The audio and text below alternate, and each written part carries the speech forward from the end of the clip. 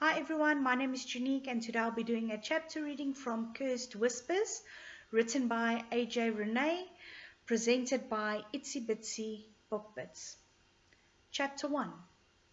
Holy shit, did you buy the whole store? Carter grumbled over his shoulder. Max glanced at the large pink gift basket wrapped in baby blankets. No, he stated and closed the rear passenger door before sliding into the front seat. The smell of leather filled his senses as he settled into the Audi's luxurious seat. He shrugged. I called Debbie for some advice. Carter nodded and peered at his back seat in the rearview mirror. If Brandy complains about mine, she can take it up with Andrea. Max could not help but agree with his brother. No one could really expect any of them to understand a baby registry anyway. He was just thankful the store where he had bought his gift had wrapping services. No way in hell he could have recreated their masterpiece. Ask him to retrieve a sock blocking an intestine, and he was your man. Baby stuff, he would take a hard pass. It had been years since anything baby was in his life. He chuckled. What? Carter asked.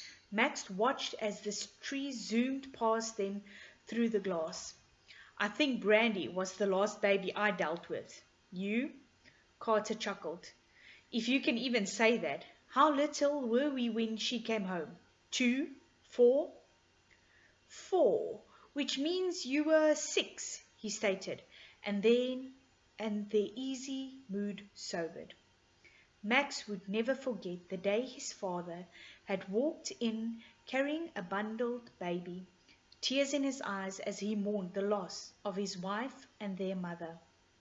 They all had cried one more time as a family at the funeral, but his father had demanded that Brandy never be blamed for her mother's death. Now they understood he had not been wrong. Brandy was never the actual cause of her death, but rather the curse on the Broderick line was. Max remembered how everyone but Ethan had struggled with Brandy's arrival those first few months. The car slowed as they entered Junior's neighborhood, the same one they had grown up in. When Max was house hunting, he had not been able to consider this one. It held too many memories. Instead, his home was in a similar neighborhood only a few miles down the road from there. How big do you suppose she is this time? Max joked when they turned into Junior Street. Carter laughed. It does seem like every time we get together, she's much larger. How much longer? He asked. Carter's brows narrowed in thought as he pulled the car to a stop. She's about 8 months along, so she has another 6 to 8 weeks. Here's hoping nothing new happens, he muttered to himself. But Carter's head twisted in his direction so quickly, Max wondered how he hadn't gotten a kink in it. What the hell, man? Why'd you have to go and jinx her? Max raised his hands in defense. I wasn't jinxing her. It's just that this last year has been eye-opening and all. I'm praying we can get her through delivery without... That's enough, Carter snapped and pulled on the door handle. Max watched him slide his larger body out of the car. He was surprised to see, for a doctor, how superstitious Carter was. Max sighed and opened his door before retrieving the gift from the back. Carter waited until Max shut the door, then locked the car using his key fob. They marched up the sidewalk in silence to the front door. A strange whimper reached Max's ears, causing him to stumble over his feet. He closed his eyes and felt Carter pause ahead of him. What? Shh! He turned into their surroundings and ignored the incessant jibber-jabber of a squirrel searching for acorns, the soft hum of a hawk flying above, and a rabbit nearby getting startled and running the opposite direction he had been planning to go. An alarm went off inside him as he stared at the tall trees lining the backside of Junior's house. The sudden silence that now blanketed the forest did not bode well. Meeting Carter's weary eyes, Max forced a smile and walked ahead of his brother. "Max," Carter warned. "Nothing to worry about, brother. Just thought I heard something." The half-truth slipped from his lips easily enough as he stepped inside the house. "Hello!" he called and grinned at the round of hellos. Walking into the large open floor plan, which had not been there growing up, he spotted his family.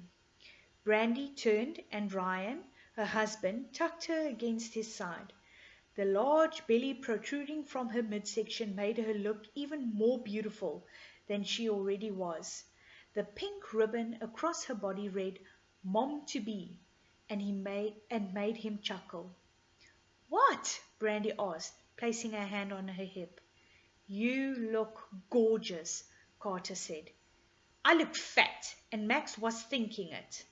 Ryan shot Max a dirty look as he wrapped his arms under her breast and over her belly, his face tucking into her neck. "You're beautiful, honey, and you can't read minds, so give Max a break. He doesn't think you're fat. Right, Max?" Max set the gift basket on the table and reached her in 3 long strides. He cupped her face instead of hugging her, since Ryan wasn't letting go anytime soon. "You look stunning." "You laughed." He sighed. "I did, but it was out of surprise at how much you've changed in the last couple of weeks." "A good change. You're taking great care of my niece." Max turned his eyes toward Ryan. "May I hug my sister now?" Ryan rolled his eyes. "I suppose." Ethan chuckled as Ryan released his wife.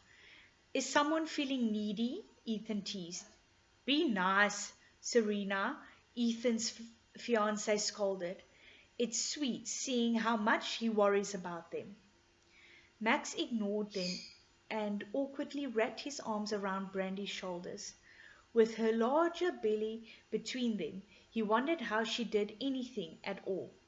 He kissed her head and shoved the thought aside before he found himself in any more trouble. Pulling back, Brandy looked up sheepishly. "I won't even tell you how many times I've bumped her into walls." He smirked and kissed her forehead before stepping aside so Carter could greet her. The conversations around them continued as a tug toward the trees became stronger. His magic pulled him to the patio, and he stared toward the forest. "You sure everything is okay?" Carter asked, startling Max a few minutes later. Max noted the closed door and sighed. "I don't know," he answered honestly. "Is it work or—" Carter trailed off, and Max knew what he meant. Magical. They were adjusting to the truth of their family heritage. Ethan and Brandy had made the transition the easiest, and Edward struggled with it the most. Max rubbed the back of his neck before nodding toward the trees. "Something is off." No sooner had he admitted the feeling to his brother did he hear a whimper of pain. He barely glanced at Carter with alarm before he sprinted across the yard. "Max!" Carter shouted, but Max slipped through the side gate and ran for the trees. An animal needed him, and Brandy would have to forgive him later for leaving her party. Max jumped over a brush, and protected his face from low branches as he ran through the thick forest. He had played many times as a young boy back there, but now the trees had reclaimed their land. 20 yards in, he stopped, ignoring the sound of Carter following, and focused on the voice of the injured animal. Her whimpers were too low to hear, but an invisible string pulled him to the left. He moved quickly, scanning the ground as he went along. Max wondered what kind of animal it was, how was it hurt, and whether he could save it. He mentally kicked himself for not crying, carrying a medical bag everywhere he went. It would have been unusual for a veterinarian to do so, compared to Carter, who was a human doctor, but it was something Max decided right then he would do. After another 20 yards, he stumbled to a stop. The woods were darker, as less sunlight peered through the trees. Max inhaled deeply and sensed he was near the injured animal. Afraid to scare her off, he carefully scanned the low brush. Carter joined him and whispered, "You find it?" Max shook his head and spotted a form a few feet from him. Second to females with their offspring, an injured animal was one of the most dangerous in his experience. Blood matted its fur, making it hard to determine what he was actually looking at. Slowly, he and Carter approached, casting side glances as they prepared to defend themselves. Max focused with all his senses and noted the shallow breath she took. An overwhelming sensation filled him, and he chalked it up to relief. "You're safe now. Can you hear me?" An answering whimper in his mind sent him into vet mode. "I'm going to pick you up.